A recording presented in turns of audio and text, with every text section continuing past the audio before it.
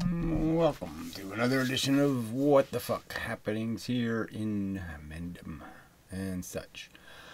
So, I did make a few videos this week that weren't on this channel, so if you didn't see them, I did one on the Fairness First channel, kind of on the subject of immigration mostly, and not the most profound video ever made, but whatever.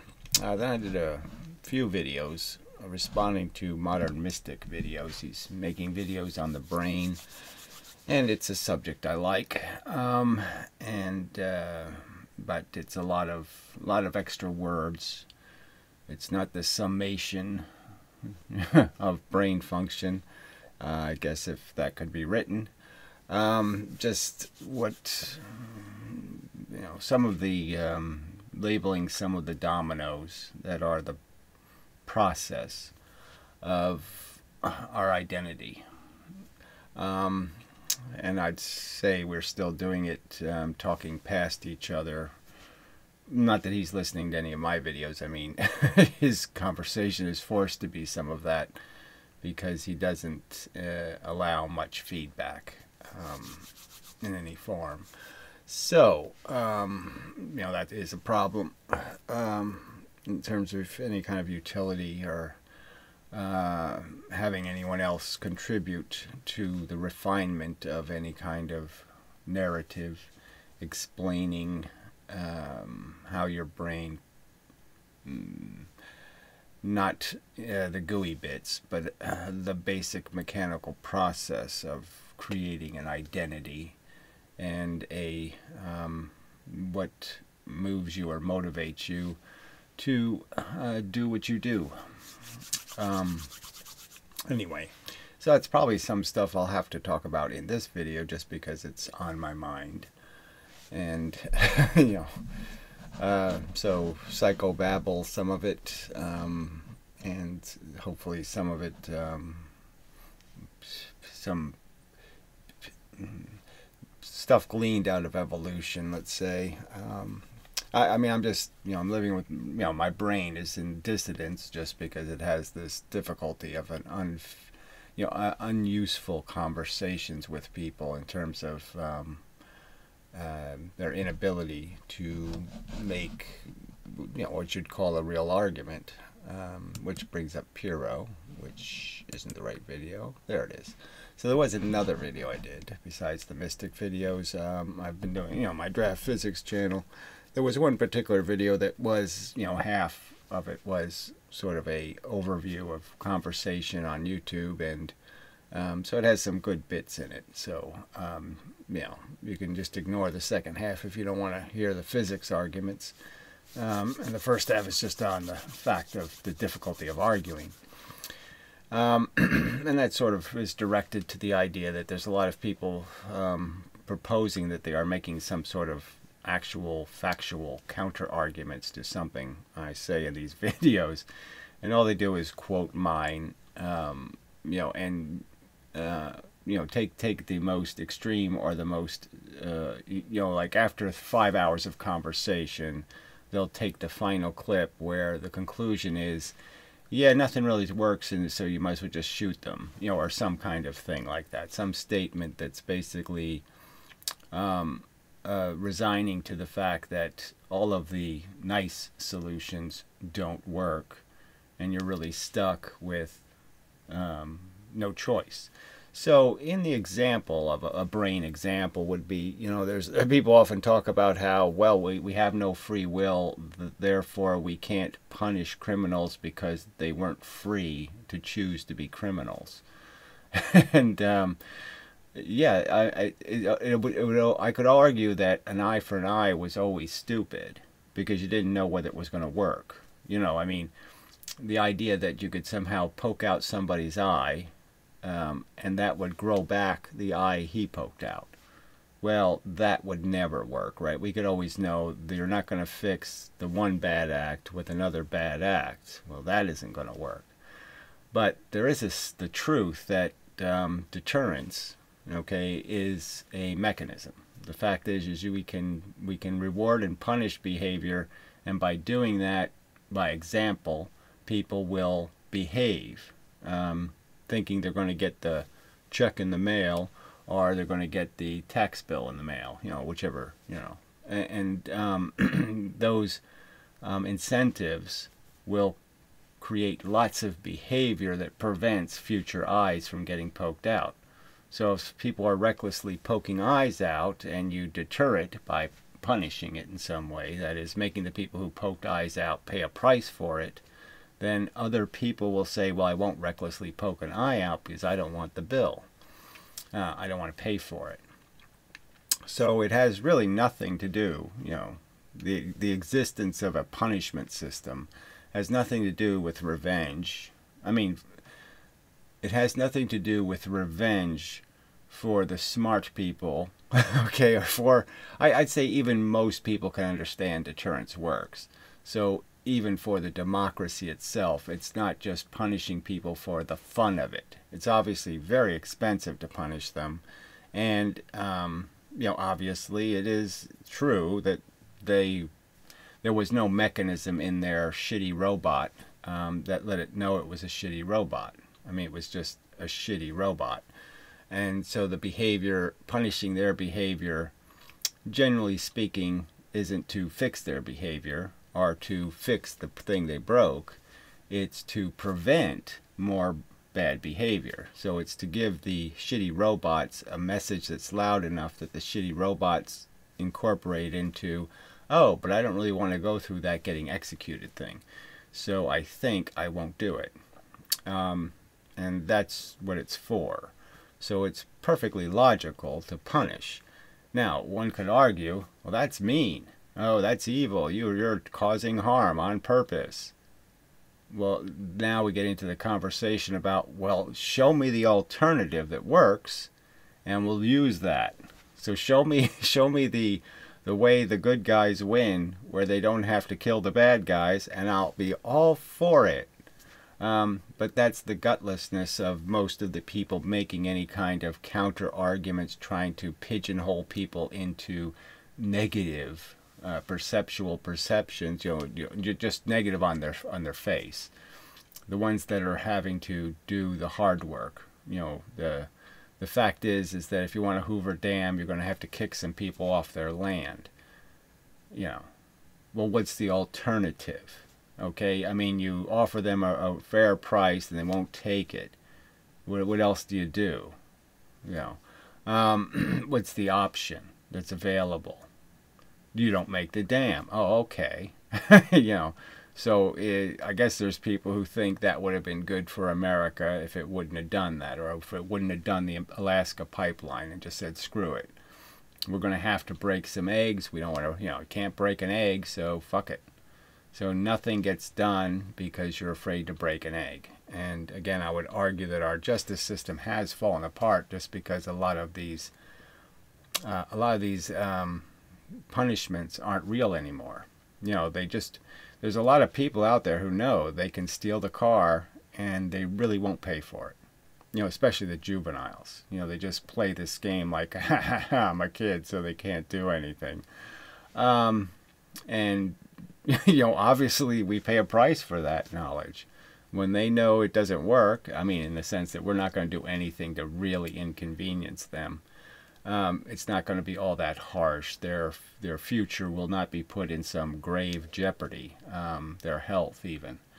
And so if people think prison's just, hey, it's better than living with my mother-in-law, then, it's not going to work as a deterrent.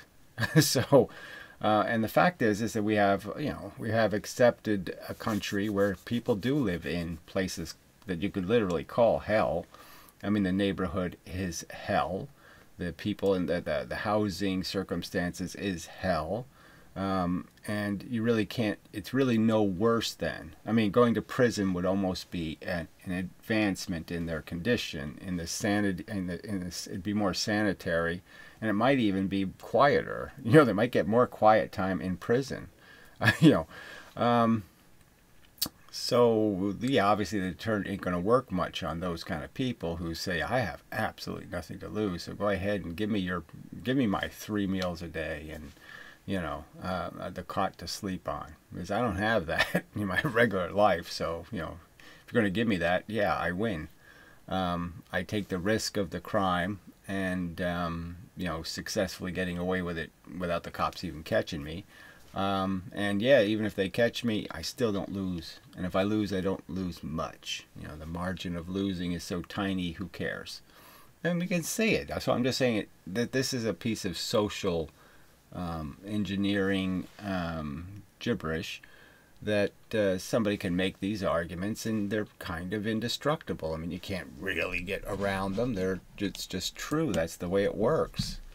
And so then you have to have some kind of unpleasant conversation where you have to be on this, right-wing asshole side of saying, well, no, maybe you got to crank the screws a little harder there in prison. Maybe you got to make it more painful. And you're just going to sound like, oh, you suck. You're just so evil. They don't know what they're doing. They're just dumb animals. Why are you torturing the poor dumb animals? Well, I'm doing it because guess what? If you want a solution that works, that's the one that will work. Okay? So if we do your idea of let's love everybody, well, that won't work. That'll be 100% failure. And if you want to do the part where we give them so much money that they don't want to steal anymore, where are you going to get it from? Do you have it? Can we tax you for it? I mean, people ought to have to pay for some of what they advocate for. If they want everybody to have maternity leaves and do this and do that, they ought to be the ones paying for it, frankly. Because it's sort of just bullshit, to say everybody has to pay for your really stupid idea. And it's a stupid idea. So, in the big picture context, I have made it clear that I think the future, smart people in the future, will find it nauseating that human beings ate animals and that they did it for so long. Just like some of us, when we look back, at the 1700s, and we see how stupidly people treated other human beings, the Native Americans, the blacks, that it's embarrassing, and it's just hard to imagine that people were that stupid that they could do that. So I'm saying the future is going to have a much better ethics than the current ethics. Just like we have already advanced that a lot in the 60s and 70s. Bullfighting was, outlawed. Lots of things were changed. I remember watching it on TV. They used to have bullfighting on TV. And it was ludicrous. You did watch it and know this is just sick. This is depraved. I mean, this asshole picking on this fucking animal? Why? For what? To call himself, I'm doing something dangerous. So what? It's stupid. And you have the advantage, so why are you playing the game? You have the scorpion stinger.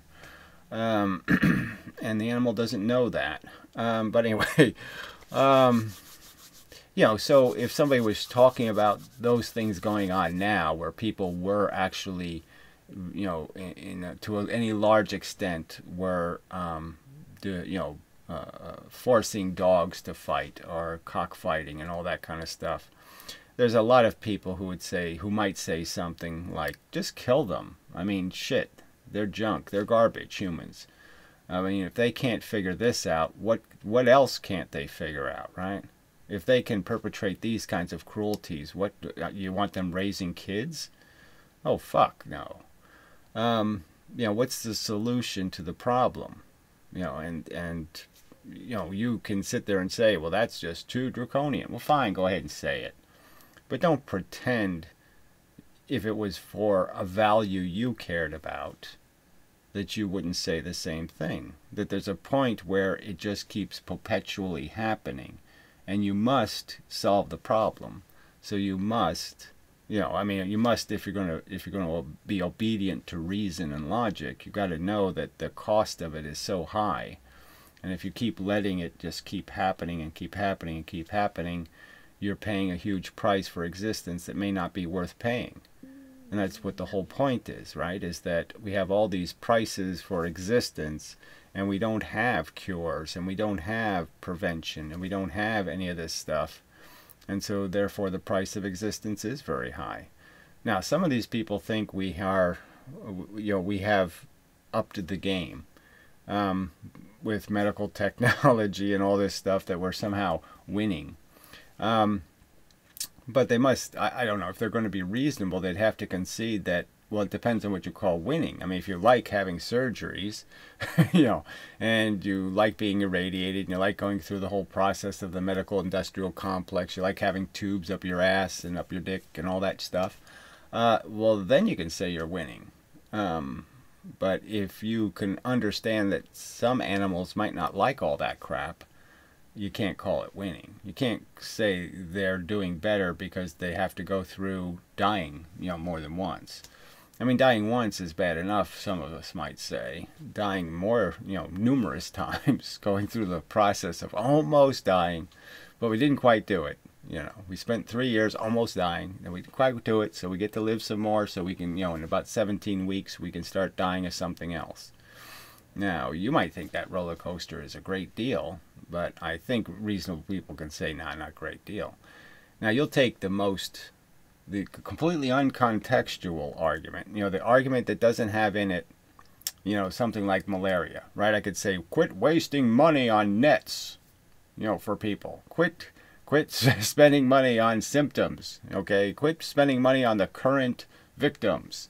And that'll sound horrible, out of the context of, because every dollar you spend on a cure, okay, has such potential to be such a brilliant move. It's a brilliant strategy. It's you're going to be a hero if you get that. That's the almost the heroic road, is the cure. Having the guts to run that line. But these strategies are part of every single part of our life. And like even the war, all the way to the war. I mean, wars are won because people have the balls to invest in a strategy. The guts to say, I'm going to, kill X to save Y. And that's the trade-offs. So anyway, it's just such, these people are such cowards. They advocate for nothing. They let us know nothing about their philosophy. So we can't quote mine them. We can't pick their crap to pieces. So all they do is go out and hammer at things, to try to tear something down. But they don't show us their alternative winning strategy, the great victory they're fighting for. So in arguments about cats, I made these simple, argument that there's only so much resources that we can get out of the sympathetic people on this planet to spend on freeing cats from living in shit, okay, living under our car wheels. They actually hide under cars here, and it's just, that can't be good. Come on. So it's a real problem, and you need a real solution. And yes, so making the argument, standing up for something. So their solution is no solution. That is, it won't fix the problem. Everybody knows it won't fix the problem. It can't work. It won't work. None of that happens. And yet they'll argue against alternatives that do fix the problem. But yes, they come with a kind of unpleasant price. But the unpleasant price, again, if thought about in any kind of intelligent manner, can be understood not to be so bad. That is, you euthanize some of the cats. Okay, you don't force them to live in cages, because that's really bad. Okay, the cats don't like the cages. You don't force a feral animal. You don't force a wild animal to become comfortable in captivity unless you absolutely have to. There's absolutely no use in all of that trauma being caused the animal. We wouldn't want to be forced to become homosexual, or forced to become this, or forced to become one of those, people who dance funny, by forcing, in the sense of just reconditioning us to enjoy it. You wouldn't enjoy the process of reconditioning, and there's no reason to think it's anything other than hell for the animals you're forcing it upon. And the simple fact is that they're really aren't huge, there's no real crime in their peaceful demise. You can't call it some sort of horrid tragedy. They're going to die anyway, and dying a few weeks earlier isn't really going to make much difference. I mean, frankly, once a cat's out of its kitten stage, its life gets kind of serious and bleak anyway. I mean, it's sort of like sheep, you know, they're little happy things when they're little, and then they just turn into this, you know, grass chewing machine, and that's the rest of their life, is just eating and shitting and popping out baby sheep. So you're really not saving, you know, you're not doing them a huge favor by saying let's preserve every moment of that. But anyway, these arguments aren't dealt with in any kind of real way. They're just dealt with you know, these pigeonholey, let's just call it some negative words, and you know, Holocaust denier, some kind of crap like that, and run away. It's just so cheap, and you know, it just doesn't deal with the facts that the reality we exist in is a little more complicated than those cheap shots. So it's made out of more complex arguments than it's not nice to kill a cat. Well, yeah, of course it's not nice if you don't have to, or if there isn't a good purpose. But it is nice if you really care, and you understand that for every for every bit of efficiency you gain in dealing with the overpopulation problem, you're more capable of eliminating the problem, instead of being every year stuck with the obligation to deal with cats you can't get a home for, and that don't survive your encagement and surgeries and all that kind of crap, and you just throw them back on the street to die in 6 months by getting run over. Well, clearly, if that's what you're going to do every year, I would say you're the cruel ones.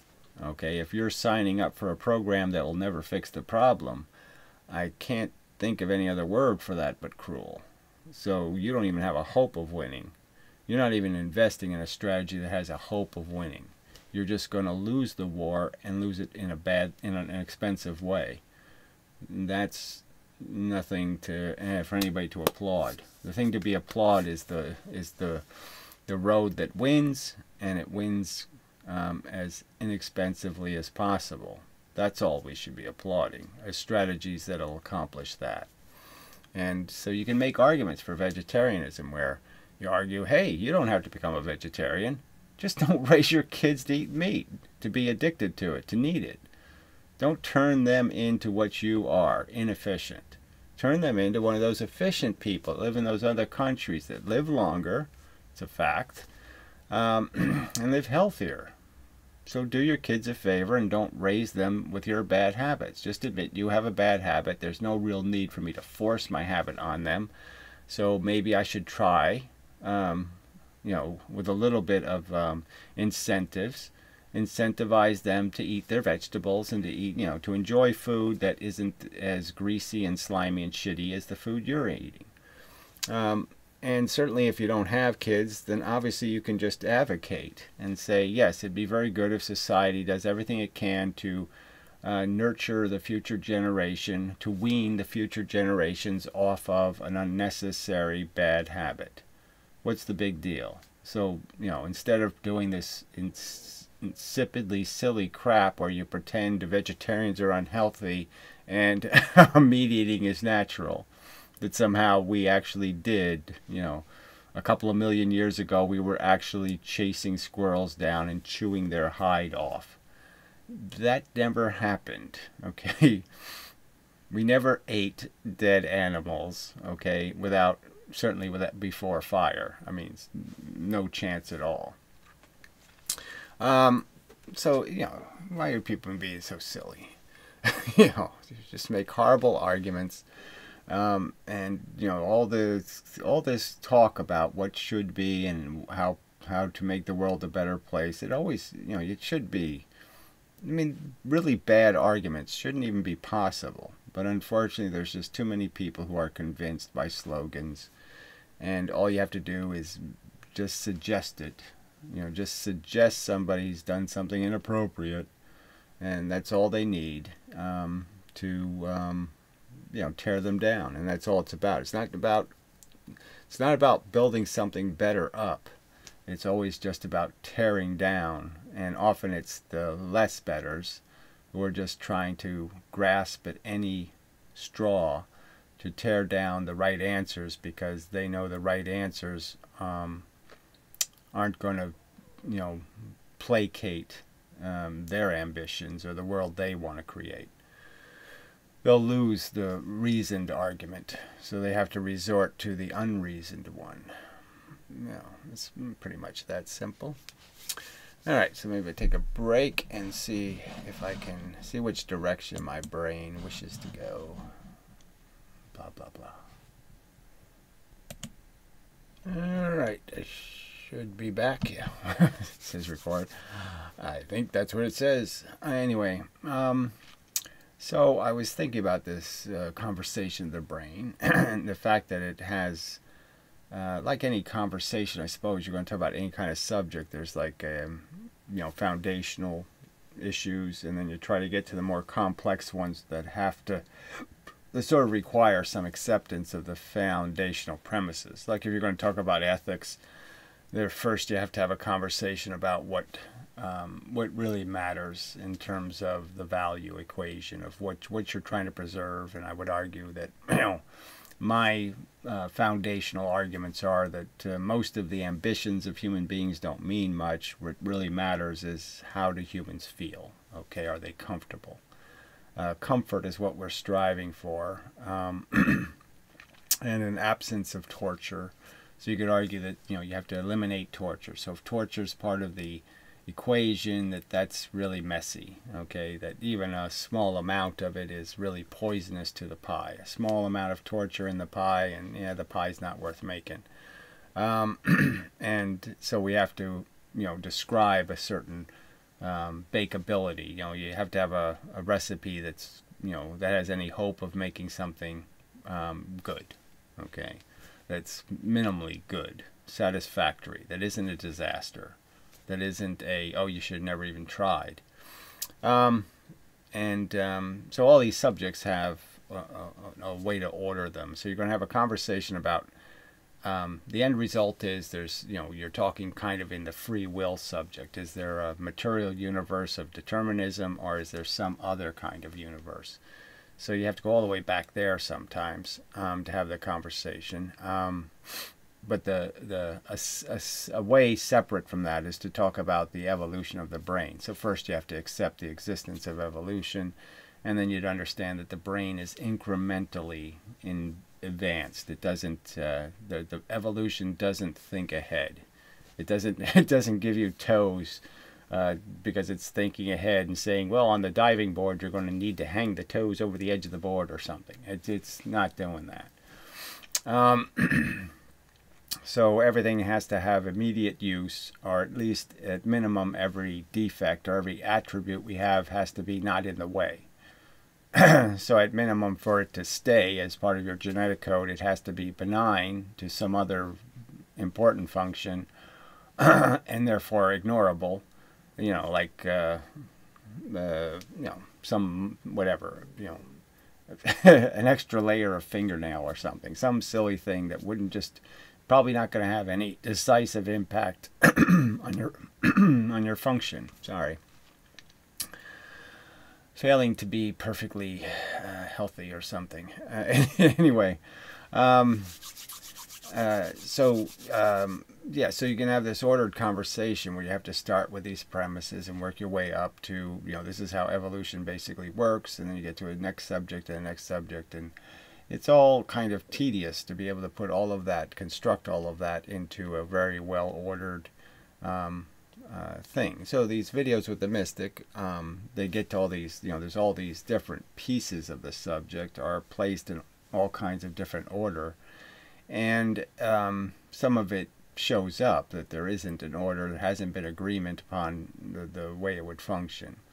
So an issue I was going to bring up in a separate video, but I'll do it in this video because I'll make the separate videos anyway, because I'm going to need to make those ordered videos. Start with the foundational evolution arguments and then work up to the more complex arguments of what the nature of our sense of I-ness is and all that kind of crap. So there's a simple argument about what part of us is doing anything called creativity, you could argue, or any kind of drawing any conclusions. And obviously, I would say, as I've pointed out in some of the videos this week, I mean, I'm not even aware of what I'm going to say, frankly. I have a vague idea. There's a vague echo in my brain that says, yes, I'm talking about the brain, and I'm going to make sentences that are connected to this kind of subject, but I have absolutely no awareness of where exactly or what exactly I'm going to say. It just comes out. There, a sentence, or there, a sentence. It doesn't have much to do with the part that I would call conscious or me. It's my brain, but it's not me. The me part, the little gooey thing sitting in this chair, trying to make a video and feeling tense and a little bit irritable and all these things. I mean, that person isn't really, making the video, constructing the arguments. They're all being constructed in the subconscious. And, I really feel like I don't have much to do with it, frankly. I'm just sitting here watching me perform this inmendham performance, just like you. I'm almost watching the video and saying, oh, that was a good point. Oh, yeah, that was good. Where's he going with that? I'm doing the same thing in a sense. Clearly my brain does know that it's doing this strategy thing. It's moving its little checker pieces, the language pieces. So anyway, this sort of comes up as the last Mystic video. He was basically making some kind of argument about what we know, and that we know it and then we argue it or something like that. But the specific argument had to do with language. And he's saying that language is not in our brain, that we convert it into language, but we're actually thinking in terms of symbols. Now, it's a small point, right? This isn't a huge point in the whole conversation about how the brain works, but it is a point. And so it's each one of these points can be argued, and I would argue that that can't be true, because the function of the brain that changed, that made the difference between, a human being that was fundamentally, a chimpanzee, dumb as a, okay, as unsophisticated as a gorilla, and the modern man. The difference is language. The difference isn't because we incrementally became intelligent by putting intelligent, new neurons were added, or new, functional pieces of the brain were added. Nothing was added. There was some point in our history where we had enough brain size, and circumstantially, I would argue that the circumstance that's really glaring is the fact that it takes so long for a human baby to mature. It's outrageously long compared to all the other animals. It can't do anything at birth. It's completely dysfunctional. There's very few babies born that dysfunctional. Elephants come out pretty well. I can move my trunk. I can do all kinds of crap. I can walk around. They're pretty functional. And, even things like gorillas and chimpanzees, in a couple of months, that thing's bouncing all over the place, flying through the trees. The human baby is just still a blob of gooey crud. It's not doing anything right. Nothing yet. Really nothing. It's a year old and it's still pretty much paralyzed. It's just so useless. So, I would argue that that's the reason for that is language. That was the side effect. That had some other purpose. It had some other. It was probably a byproduct of the gestation being reduced. Just to make it a little easier on women and all that kind of stuff, or some reason like that. And the side effect of that reason was the fact that now we could be programmed with language. Now we could learn a language because our operating system was so open to it. It was so minimal. So we had so minimal an operating system and the brain had, essentially evolved to be very structured to learning individual tribal functions. It was that whole idea that learning your environment became much more important than having instincts. So learning how to smash the rock into the thing and learning things was much more important than instinct. So knowing how to walk at birth had no value, and what really had value was learning how to walk like your people, or bang rocks like your that was so much more important. That's why the brain did this. That's why it became an empty vessel. Is because the nurture part became so much more important to the survival of a human. All right, so that's an argument. That's a factual piece of crap. And so the difference between the modern man and the ape man is language, because what language allows you to do is to conceptualize, to actually understand something as a concept. Give it a word, a label, good, bad, red, white. Label things. And those labels are real. They're not like some abstract blah blah blah. No, the language word is the label, and that's what it's not ugh, and we transferred it into English. I mean, the brain isn't going red is ugh, and I translated ugh into red. Like my brain had the concept, and the brain is using the language word. No, the language word is integral to making a concept. See, the brain can't do concept. The brain can't do the ugh version of the word concept, or the concept of concept. The brain, there's no primitive version of concept. So in a world where you're doing hieroglyphics, where you're trying to animate the model, create an explicit model, the explicit model gets too big. You can't model concepts because they end up being big giant things. So you can, by using concepts, you can break everything down into little tiny pieces of information. So now you can know a lot more things in the same brain space. So language is what makes our understanding of concepts like crawling or walking, jumping. All these concepts couldn't be held in our brain as images. They have to be held in our brain as words. And it's the fact that they're turned into words that makes them efficient. So it's kind of like a Google algorithm. It reduces words, okay, into their connection and nothing more. But the words are still vitally important. They're the index. And so language is what made us capable of being smart, because now we could do concepts. And now, instead of having way too many video images, memories in our head to store information, we could store it in these simple little 8-letter words. Huge advantage.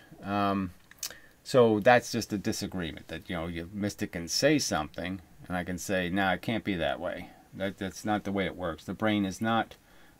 The brain is using language, and that's why we can be smart, is because we gain such a huge efficiency by having this language to think with.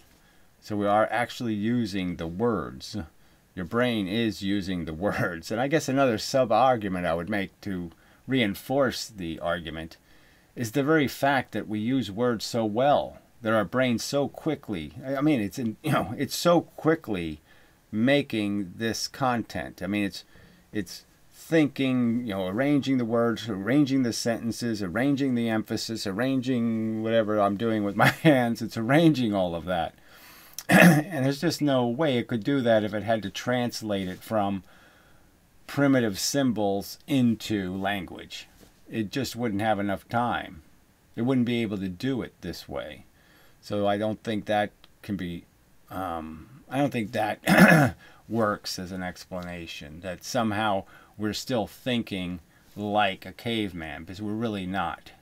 The difference is in how, we're feeling like one, but we're not thinking like one. Nothing like one. And again, even in those kind of arguments, where, the cave people, when they try to communicate something to each other, they probably confused each other all the time, because they're trying to say something like sneaking up on a, he uses the example of a blue-bottomed dinosaur, and you learn never to try to sneak up on a blue-bottomed dinosaur, whatever, because it can see behind it, or some kind of reasoning. And it'd be hard to convey that idea in the sense that well, maybe somebody's not going to understand what you mean by sneaking. You know, oh, does that mean crawling, or does that mean standing up, or does it mean going slow? What does sneaking mean? What if I hide behind trees? So you're not getting any information from the don't do. You know, that pointing and going don't do isn't enough information. Not even close to enough information, right? Somebody could understand that. Oh, you mean he on the if he can turn his head to the left, he can see. Oh, okay. So I just avoid if he's next to a tree and he can't turn his head to the left. I know I can sneak up on him. So then they do all these modifications. But I just mean that's where it's just in this voodoo sense. You know, the concepts are so mushy, and they're not very. So each person teaches a different story. One person's told not to sneak up. He interpreted that as, never crawl up behind. And then the next guy might hear the story as, always stay to the left-hand side, and then you can sneak up. So the story is always different depending on each person that hears it, because you don't have a language, because you don't have some way to make it precise and to add all these nuances and all these bits, because you're trying to draw it in such a crude, you're using so much ink to draw everything, rather than just say it in concepts. So I guess this could relate to some extent to physics, in the sense of using formulas to take the complex geometry that everything exists in, right? I mean, everything's existing in three-dimensional space, and there's, you can draw vectors or lines between everything and all of the nuances of what they're doing to each other, and how much of that they're doing to each other, how reflective it is some more vector lines. Everything's these lines. And you could argue that the mathematical equation takes this complex drawing and reduces it into a simple geometric relationship of distances, simple numbers. And so there's great value or efficiency in being able to reduce a complex universe into a bunch of, this over that's divided by that, multiplied by this, sine theta, and that will draw the picture. It's like a vector. I think they used to call them vector drawings. On the computer, they used to have those in the old days because it was too expensive in terms of computer pixels. To say where each pixel on the screen was really expensive. So the easy way to make an animated image of a drawing was to reduce the drawing just to mathematical curves, like a circle this big. So everything, if you could reduce the image into circles and lines and curves, you could reduce how much space it took up in the computer to render, the image. And that's essentially what language does. Language allows you to convert reality into a formula that's much more efficient. It takes up less space. Yeah, so that's probably a long way to get there, and such. But that's part of the, unfortunately, this isn't, this is a work in progress. It's not a finished opus, unfortunately. All right, back. So I was thinking maybe a little slightly political subject, but I've used terms like, so this whole idea of what people value and what the real core of why there is this hostility in terms of the conversation, these very divergent value systems. And I would argue some of that isn't all that divergent, because if you force these people to actually explain how their value system will create a successful solution, you can beat them into submission. You can prove them to be silly and wanting a perfect solution, and there aren't any, and you can kind of show that and show how they're really the evil people, because they're doing this in spite of they really do know it won't work, and they're still investing in it as if it would, and they're propagandizing for it as if it does work, and they have no evidence that it works. So I see this in the physics argument, frankly. It's these people who say you're wrong, but they can't prove it, and they can't show it, and they can't show how they're right, and they can't show anything called evidence, and they can't make a rational argument. All they're going to say is you're wrong, you're wrong, you're wrong, and they won't do any better than that. And that's just garbage. So anyway, um, so yeah, so there's people who rag on what I've said because I'm not very kind to poor people. Well, I think I'm not kind for good reason. They're like the criminal, okay? Yeah, it's not their fault in the sense that, I mean, it's certainly their fault in the sense that this is 2 plus 2 stuff, and they really, no robot should be too stupid to figure that out. So that making the excuse I'm too stupid to figure out 2 plus 2, that's really fucking stupid. So yeah, but it's not their fault. They're that fucking stupid. It's just, it's just hard to imagine how anything could be hatched that stupid. And so they're made by, bad parenting or whatever that makes them incapable of adding 2 plus 2. I mean, it's an incredible failure, but it's an actual event that does happen. People are that stupid. And you could argue the religious people are obviously in those silly kind of delusions. They're just clinging to something because, they're still sucking their mother's breast or something. And that's what religion is to them. It's mommy. It doesn't have anything to do with anything rational or reasonable. All right, so you have this idea that what are poor people and what are rich people? Now, the joke is that people hear me rag on the poor, but they won't hear the counter argument where I say the rich are even worse. So they don't even get that this isn't about defending the rich and crucifying the poor. It's about crucifying waste in either form, waste in any form. And so I've used blood footprint, because they use this, whatever it is, green footprint for your environmental awareness. And, I would argue there's a value footprint is in terms of the whole scheme of existence itself, your blood footprint. What have you advocated for that has spilt more blood, that will spill more blood is always the important conversation. As I've always stated, the future is what we really should be living for. I mean, yes, we have to live for our own roof and, comfort. But beyond that, the future's like the next thing. The next most important thing to you is the future. The future's giant, got lots of people in it, lots of welfare stakes in it. It's really important. Lots of feeling things in the future need to be protected from you making gigantic red blood footprint mistakes. Okay. So I could argue that you have a social footprint, right? So the poor, what's worse? Okay, the war veteran destroyed, mentally, ends up being a homeless guy eating garbage on the street, or okay, the 13-year-old welfare checker, having 6 kids. I mean, obviously, there's no way the war veteran without becoming a mass murderer could ever be a social problem nearly as big as the female capable of having 6 kids. So it's just a fact. Now, I'm not doing that to insult them or to say women suck or do anything. I'm just a practical fact that women are a huge liability. Just like with the cats. Ignorance in the head of a woman is more dangerous than ignorance in the head of a man. It's just a fact. I wish it wasn't true, but it's just the truth. And so then we can understand what's more dangerous and what you have to spend more resources on preventing, is women gone bad. Because in spite of the fact that men are psycho killers, right, mostly, and they do most of the psycho killing, women do most of the insanely irresponsible reproducing, which is just as much a social expense, problem, disaster, whatever you want to call it.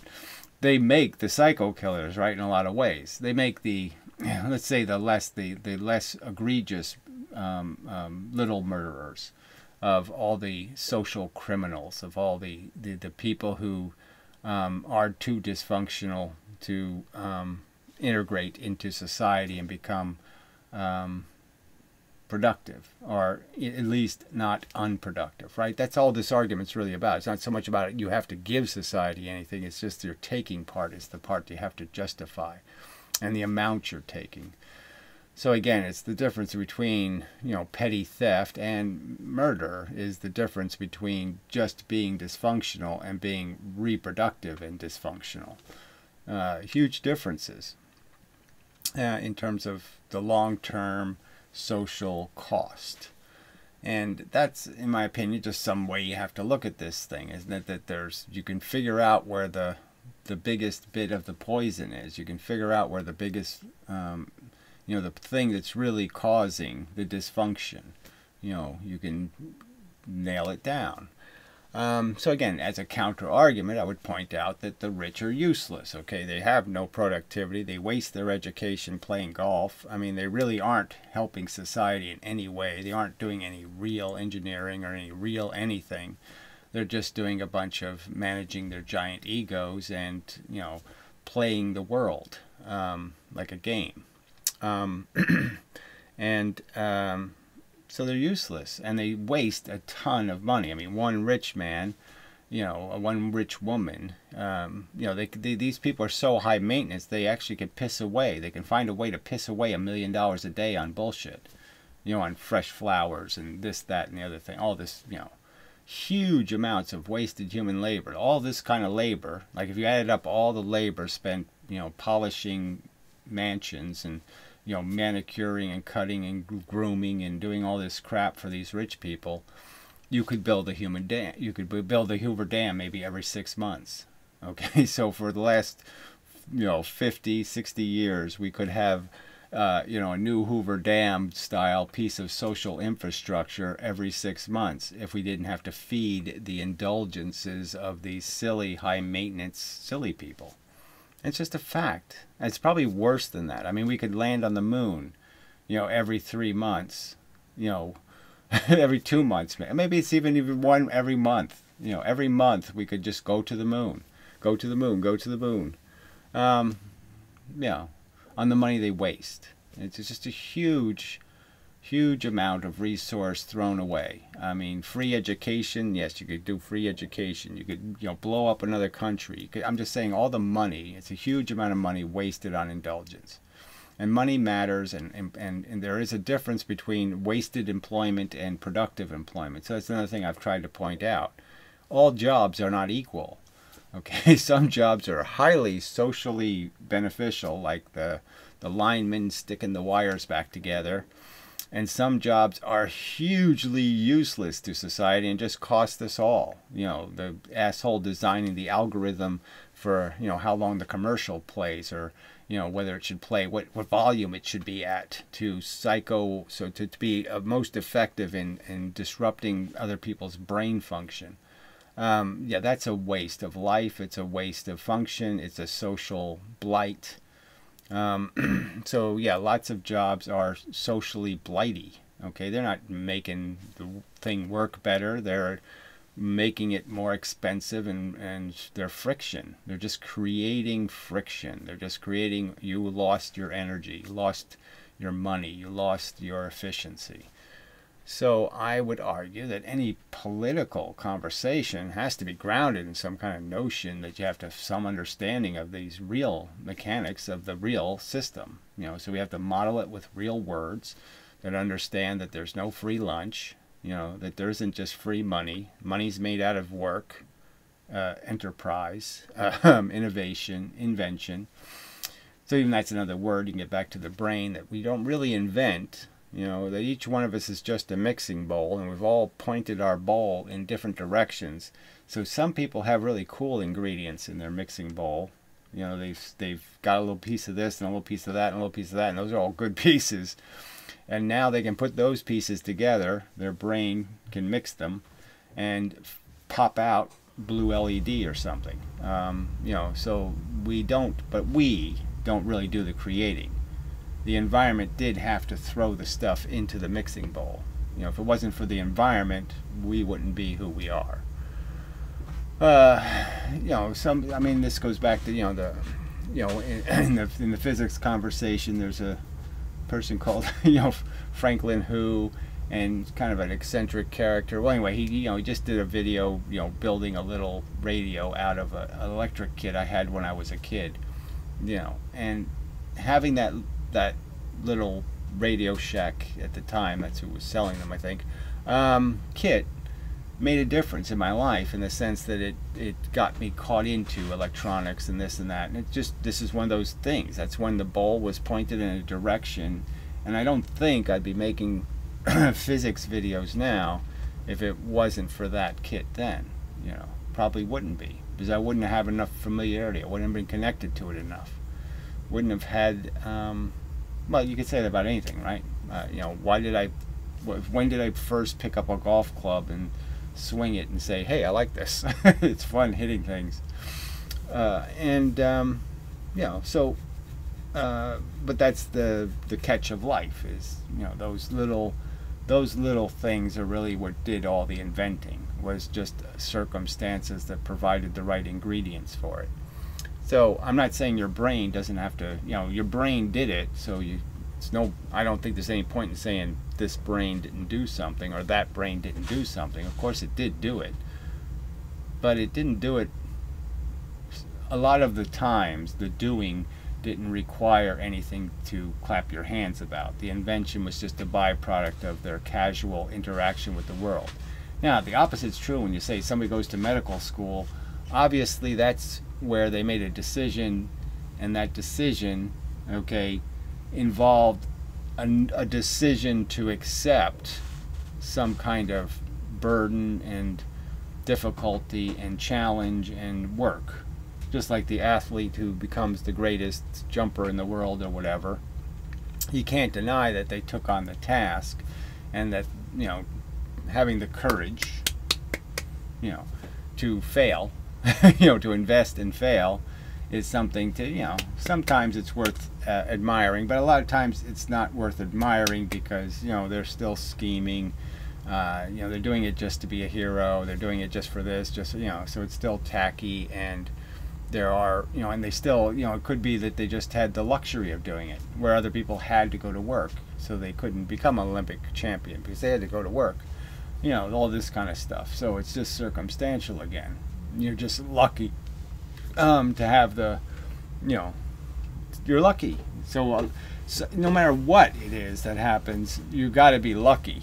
You got to be lucky enough to survive long enough to do it, even. You got to be lucky enough not to get childhood leukemia. You got to, you know, so no matter what you do, you have to concede, damn, I was lucky. Because a lot of people couldn't have done it because they weren't even given the opportunity to walk in your shoes. You know, their shoes fell off, you know, when they were 4 years old. You know, and you always got to be aware of that.